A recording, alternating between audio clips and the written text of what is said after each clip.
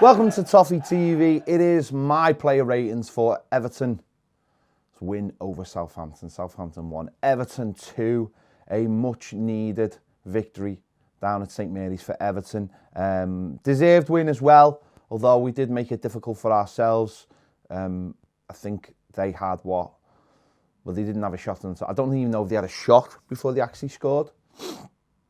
But I think we got to half time. I think we'd had 12 attempts, but only one actually on target, or it had gone down as one on target. Not sure if Tom Davis's cross shot. Well, it was just a cross, wasn't it? Was given us on target, but yeah, we got the 3 points. We needed the 3 points. I think in the game it showed where the problems lie with us, where we simply don't hit the target enough. I think that's a major problem. Even in a game that we boss, certainly in that first half, we're not hitting the target enough. We're not testing the keeper. That's a huge problem. That's like for me, that's like the big problem. Other teams, you see them, and they don't have as much dominance in a game as we can at times, but they're just more effective. And I think that's the word, effective. They hit the target more often. They get more out of their opportunities.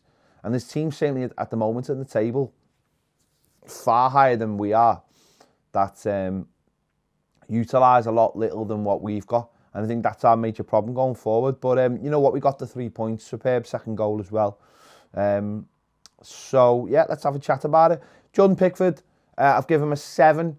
He had very little to do, apart from a big save in the second half on Ward-Prowse's free kick, which it was at 1-1 that really could have changed the game if that had gone in. And really, you could only really see them scoring from a set piece or a mistake like they did for the first goal. So that was a big save, but he didn't really have anything else to do. But everything else he did quite well. So yeah, I'll give him a 7. Jibril Sidibe, I've given him 7.5. Very solid. Always a willful runner up the right, and obviously his cross for the winning goal was absolutely brilliant. Just fizzed it across. No. See, that's the kind of cross that we simply don't do or don't utilise. We far too many times we just put balls into the box that are floated, that give the defence an opportunity. Whereas with that cross, you know, it could have hit one of their players and gone in if someone had been in there, and it was fizzed with so much power that Richarlison, and the finish by Richarlison is really good because of this though, is that Richarlison just had to get accuracy on it, and the pace of the cross was gonna take it into the back of the net if it hit the target. And far too many times we see crosses come into the box that the striker has to do so much more work, and that allows the defender an opportunity to get in the way. So fantastic cross, and he had a good game. I think he made one little mistake where he let the ball bounce over his head, and that allowed them to break. And I think actually he might have gone and scored from that moment. But he pretty solid, and I think we've got a right back for the rest of the season there for me. On the other side, Dean, again pretty solid, but without being at all glamorous. So I've given him a 7. Always a willing runner. You know, his long throw nearly got us a goal as well. So unspectacular, I'd say, for him yesterday, but really solid. In the centre of defence, Yerry Mina, I've given him a 7 as well. Really unlucky for the goal. You know, the ball hits him on the heel and falls into the path of Ings for his mandatory Everton goal. Again, you know, he still looks like he's got a little bit of something in, a little niggle in his knee, and yet great in the air, real dominance now, really sort of becoming a key figure for us, most consistent player this season, I think. Always a threat going forward as well. And he's very calm as well when he's on the ball. He's a very calm presence, I think, as well. So I'm really hoping Colombia give him a couple of weeks off. I know they probably won't. I know they'll probably give him... Well, if they've got 2 games, they'll make him... Well, they'll play him in 1. But it'd be nice if he could just have a couple of weeks off and get that knee sorted. Or, just have a rest in general for the tough schedule coming up, because he's so important for us now at the back. Every team has that. Every team has that one defender they really, really rely on. And that helps the other defender next to them, the other centre-back. And that's the way it's been for years at Everton. Always that one commanding centre-back that has allowed the other person next to him. And you find that at most clubs. I mean, you look at other teams and they have a really, really dominant centre-back, and that allows maybe for a little bit less next to him. But saying that, next to him we've got Mason Holgate, and I've given him a 7 as well. Another assist for the young man. I don't know if that corner had been worked on, but he flicked it on and Tom Davies was at the back stick to knock it in. And again, he could have had another goal himself. There's one in the second half from a Luca Dean corner that went over Yeremina and went over the defender. And if he just sort of glances it, he actually just gets too much on it. If he gets a glance on it, it's in there. It's in. But I thought he played well. Again, mistakes, very, very few. I can only really remember, can't really remember anything that jumps out at me. But, you know, it's becoming a nice presence in there. And you can tell he wants it as well. You can tell he's up for it. You can tell it's, you know, it means a lot to him. Someone who doesn't really struggle with confidence either, I don't think. Just plays whatever happens, you know what I mean? So I've given him a 7. So generally the defence was quite good in the game. Into midfield, Morgan Schneiderlin. I told you with this one, like, he made the mistake for the goal. Let's be honest. He should be shutting that player down. He misses the opportunity by not hitting him outside the box. Whereas if he hits him outside the box and he doesn't get it right, then it's a free kick. But once he gets into the box, there's nothing he can do. And you see him sort of trying to put his foot in the way, and the lad just skips past him, knocks it across, and Ings has got a tap in. And that, for me, with all that experience, why aren't you shutting that out before it comes into the box?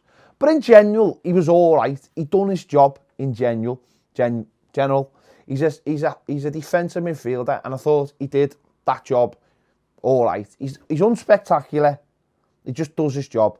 And that's it, isn't it? So I've given him a 6. Give him a 6. You know, as I said, his mistake for the goal. But we move on. Tom Davies. Tom, for me, is what it's all about when it comes to Everton. Tom is a lad that Everton through and through, and you can see it on the pitch. Makes his mistakes at times, but doesn't go hiding, and never has gone hiding, you know, since he's come into the team. But obviously, he's still a young man, always trying to find that consistency, and maybe he's starting to find it a little bit. He scored the goal, obviously, the goal to give us the lead in the first half, but just his general all-round play, his tenacity, wanting to win back the ball, playing nice little first-time balls to get us going as well, always trying to be positive, you know, always trying to do something other people aren't prepared to do. And I think, I'm hoping, those 2 England under-21 games, I think, really helped them. He played well in both of them, and that gave him, you know, the confidence or whatever to just take that forward into his playing for Everton. He'll go away now with the under-21s and hopefully have another couple of games where he does well and we see the best of him, and we just keep that going. And for me, he epitomises the spirit that what the fans want to see. And when he's playing well, I think everyone appreciates him. I'm really glad now that his detractors are starting to quieten down a little bit, because there's literally no need for any of them. No need for any of them. There's no need for anyone to have a go at any of our young players, any of them. I just don't understand this fascination some of our fans have. And that's any of them. That be Holgate, that be Dominic Calvert-Lewin, any of them. Even Richarlison. Richarlison's still a very young man. They make mistakes. They're going to be inconsistent. But it's hard to make mistakes. You've got to make mistakes, I think, at times. This is the same with Holgate. You've got to make mistakes. And you've got to find that consistency. You ain't going to do that sitting on the bench or in the stands. You either have to do that maybe on loan somewhere else or in the team. And I think once you get to like 2021, it's almost pointless having young kids on the bench, like of that age, 20, 21, 22. I mean, if they cut them on and stuff and they are getting games, that's different. But for a long time, Tom wasn't even getting on the pitch. And I thought that was poor from Silver at the time, because other players didn't deserve. And don't. This is not just him. This started with Koeman, who completely overlooked Tom Davies when he just broke through and went out and bought all those midfielders and robbed them of those times he needed and didn't play him in like the European games. So I'm open. Listen, I'm not sitting here saying that's it. That's it. He's in for the team for the rest of his life and he's going to be amazing. There's going to be ups and downs. There's going to be consistency. Every single player has that. But I think people now are starting to appreciate actually what he can do. And that's the most important thing. Gylfi Sigurdsson, I've given Gylfi Sigurdsson a 5 because his role is to create things and he didn't create anything for Everton. So, again, it might be difficult for him because he's having a stop-start season. Comes into the team yesterday. The thing about Gylfi is when it's working, and when it's not, it's terrible. And that's the thing. He doesn't, because of the position he plays in, he can never sort of just have a consistent game where things just go smoothly and he just plays his part. I don't know. Maybe he played. Maybe yesterday because we were playing away, he was being a little bit more conservative in his manner, but I want him to create things and I didn't think he did, and I just don't think he's in the game enough, and that's why I've given him a 5, because I just didn't think he was in the game enough. Moving on, Theo Walcott, I've given him a 6. Never really got going in the game, I thought, even though he was a good outlet for us. Made their keeper make one save, but I just don't think he got stuck in enough for me. So I'll give him a 6. On the other side of Richarlison, I've given him a 7.5. I thought you can't say, I'm not going to say his attitude was better, but I did notice there was times in the game when he just decided to get on with things rather than when he's been playing up front and maybe he hits the deck. There was one really late on where he went down and it was a little bit annoying, but then the ref actually stopped the game, so it actually played into our hands. But I thought he rolled out a lot more tackles, and obviously he scored the winning goal and it was a brilliant goal. And maybe I should give him an 8. And I'll stick with 7.5. Stick with 7.5 for Richarlison. I thought he was a lot more workmanlike, because that's what he needed to be at. He was a lot more workmanlike, and he just got on with things. He didn't sulk. He didn't complain. He just got on with things. I think that's important. I think that's important that he does a little bit more of that. He's not going to get everything every game. He's not going to be able to do everything he wants every game. But when he's in the right mindset and he's just concentrating on playing football, we know he's a hell of a player. So I've given him 7.5. 7.5. Cenk Tosun, I've given a 7. Listen, I think we spoke about this before. I think Baz might have mentioned this in his starting 11. It's difficult for Cenk when he starts up front on his own. It's not his kind of game. Let's get it right. He runs like he's in another planet's gravity. Let's be honest. It's like he's running on the moon. It's not the same as other humans. That's me just saying he's a little bit slow. But when he gets a chance, he always tries to do the best he can with the chance. And he put one just wide in the second half. And I'm in no doubt that if that ball had been fizzed over to him like it was to Richarlison, he would have also finished it. But he just wasn't there.